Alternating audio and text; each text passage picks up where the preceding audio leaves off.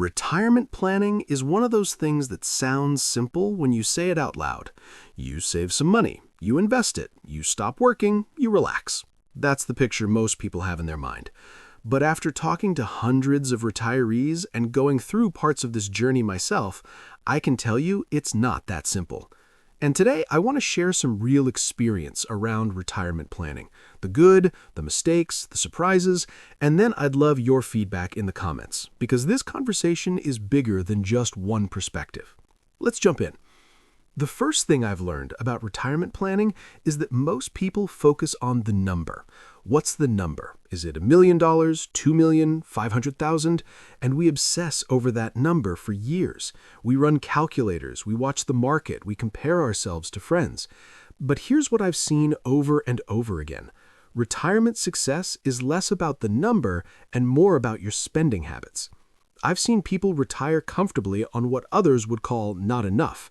And I've seen people with very large portfolios stressed out every single day because their lifestyle demands are high and their anxiety is even higher. So the first lesson is this: before you chase a number, understand your lifestyle. What does a normal Tuesday in retirement look like for you? Not vacation, not the highlight reel, just an average week. And most people have never thought about that.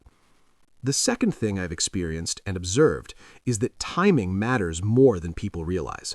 Not just when you retire, but when you tell people you're retiring. There's a strategy there. If you're working and you're 2 years away from retirement, you don't always need to broadcast that to everyone at the office. Once that information is out, you lose a little control.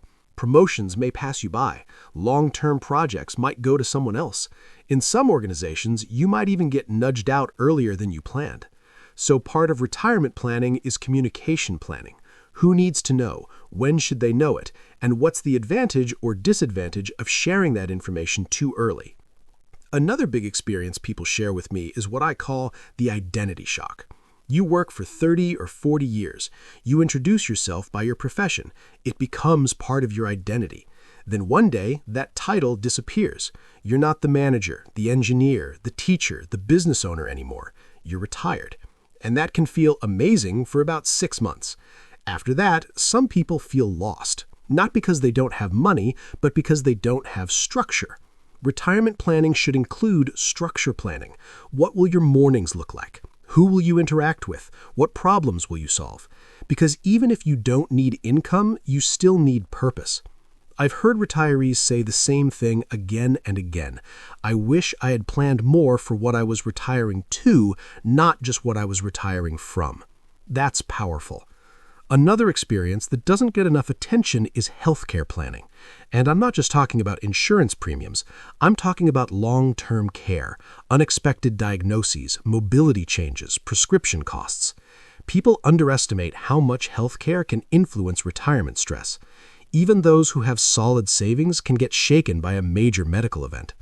And here's something interesting. The people who talk openly about these possibilities and build flexibility into their plans tend to feel calmer. The ones who assume everything will go perfectly are the ones who panic when it doesn't. Let me share something else that comes up a lot: market volatility. If you're 5 or 10 years from retirement, a market downturn feels uncomfortable but manageable. If you're 1 year into retirement and the market drops 20%, that feels very different. Now you're not just watching numbers decline, you're withdrawing money while it's down. That psychological pressure is real. So I've seen many retirees shift their mindset from maximum growth to stability and sustainability. That doesn't mean no risk. It means calculated risk. It means understanding sequence of returns risk. It means having a cash buffer. It means knowing that peace of mind has value too. Let's talk about debt for a moment, because this one can quietly sabotage retirement. Carrying high-interest debt into retirement changes everything. A mortgage might be manageable. A low-interest car loan might be manageable. But credit card debt? That can eat into fixed income quickly. One consistent piece of feedback from retirees who feel secure is that eliminating or minimizing debt before retirement made a massive difference in their confidence. Now here's something more emotional: family dynamics. When you retire, especially if you've been the primary earner, your role in the family shifts. You're home more. Your spouse is adjusting to you being home more. Adult children may assume you're now available for childcare or financial help. Boundaries matter. Planning conversations matter. Clear expectations matter. I've heard retirees say, "I didn't expect retirement to test my marriage." But when two people go from limited weekday interaction to constant proximity, adjustments are necessary. Some couples thrive, others struggle. The ones who communicate ahead of time tend to navigate it better. Let me also say this. Retirement planning is not a one-time event. It's not a checklist you complete at 60 and then forget about. It's an evolving process. Tax laws change, markets change, your health changes, your interests change. A flexible plan beats a rigid one every time. And here's something I've personally observed that I think is important. People often delay joy until retirement. They grind for decades saying, "When I retire, then I'll travel, then I'll relax, then I'll pursue hobbies." And sometimes health or circumstances limit those plans. There's wisdom in building mini retirements into your life before full retirement. Taking meaningful vacations, exploring interests, building friendships outside of work. Retirement shouldn't be the first time you start living. It should be a continuation, not a sudden switch. Now I want to touch on something that's rarely discussed openly: fear of outliving money. Even retirees who have strong portfolios sometimes live more conservatively than necessary because the fear of running out is so powerful. They underspend, they deprive themselves, they hold back experiences. Some of that caution is wise, but some of it is driven by uncertainty and lack of clarity.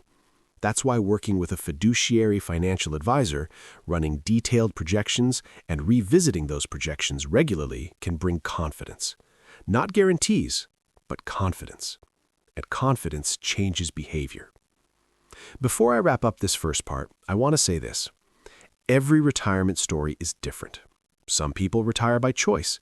Others are forced out due to layoffs or health. Some have pensions. Some rely solely on investments. Some support extended family. Some live simply and happily on modest means. There is no universal formula. What matters is awareness, intentional planning, and honest conversations. In the next part, I'm going to share more experiences around Social Security timing, withdrawal strategies, lifestyle inflation, relocation decisions, and some of the biggest regrets retirees have shared with me. And then I'll give you a short closing message. All right, let's keep going. One of the biggest decisions retirees face, and one that creates more debate than almost anything else, is when to claim Social Security. I've seen people claim as early as they possibly can because they're afraid the system won't be there. I've seen others delay until 70 to maximize their monthly benefit. And here's what I've learned from listening to real retirees. There is no universally correct age. It depends on health, life expectancy, marital status, other income sources, and personal comfort. Some people who claimed early were happy because they used that money to reduce stress or enjoy travel while they were healthier. Others regretted it because they locked in a lower lifetime benefit and later wished they had waited. On the other side, some who delayed felt smart and secure with a larger check, while others delayed and then faced health issues that limited their ability to enjoy those higher payments. The lesson? Retirement planning is not just math, it's life planning. It's probabilities mixed with personal values. Now, let's talk about withdrawal strategies, because this is where theory meets reality. You've probably heard of the 4% rule. It's simple. Withdraw 4% of your portfolio in the first year, adjust for inflation, and historically you had a strong chance of not running out of money over 30 years. But real life isn't that neat.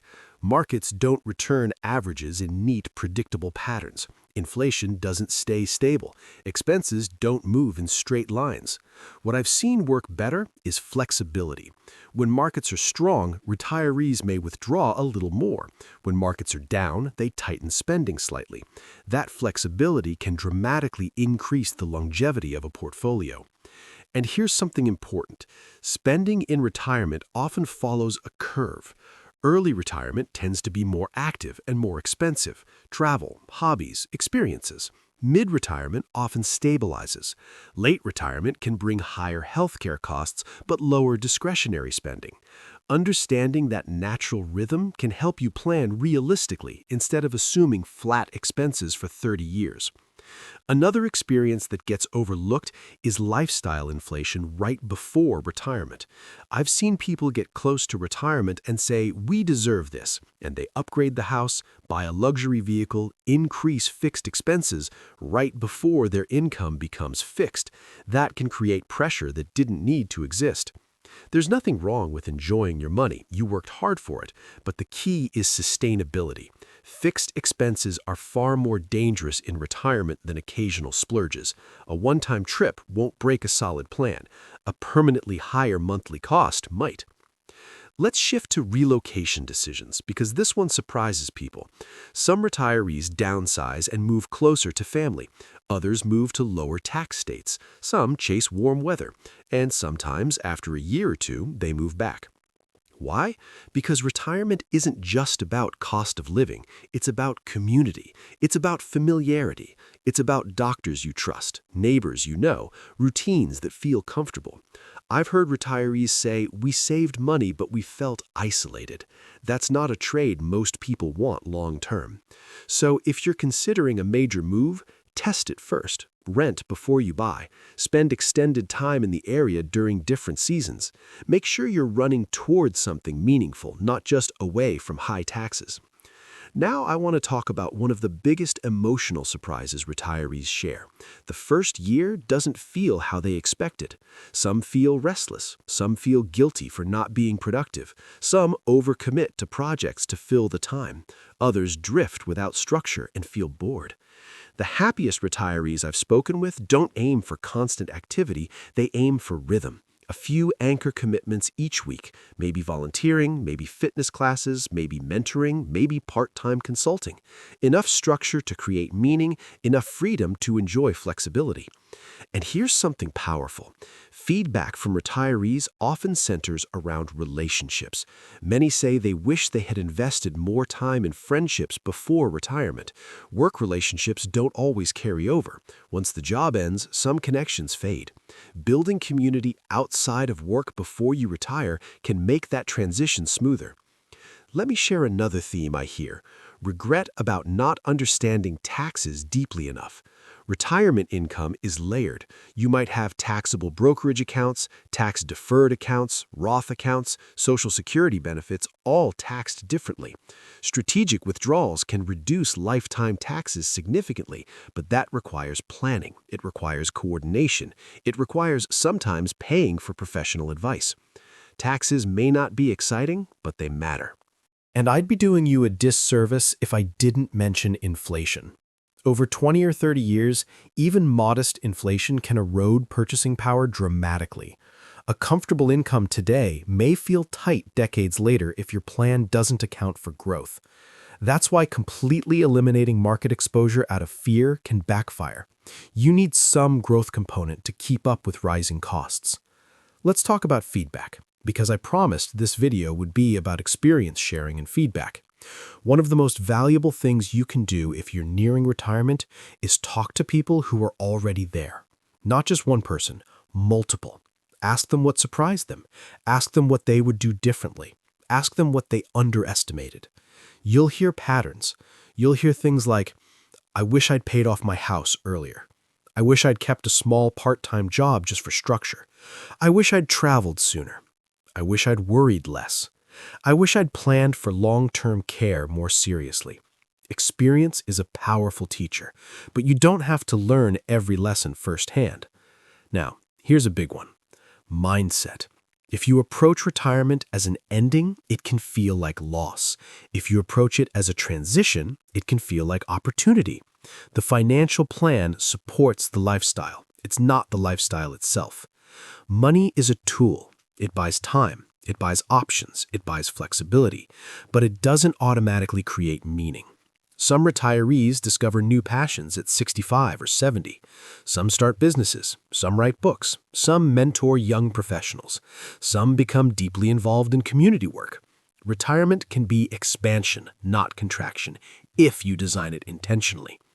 Before I close, I want to say this clearly. None of this is financial advice. It's experience sharing. It's patterns I've seen. It's feedback I've heard.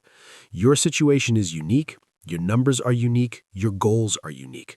But if there's one message I want you to take away, it's this. Start conversations early. Review your plan often. Stay flexible.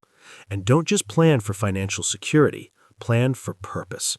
If you're already retired, I'd genuinely love to hear from you. What surprised you the most? What would you tell someone 5 years away from retirement? Your experience might help someone else avoid a costly mistake. And if you're approaching retirement, what's your biggest concern right now? Is it money, healthcare, boredom, market risk? Let's talk about it. If you found this helpful, there's another video here that goes deeper into retirement spending strategies that I think you'll enjoy next. Thanks for spending this time with me. I appreciate you being here, and I'll see you in the next one.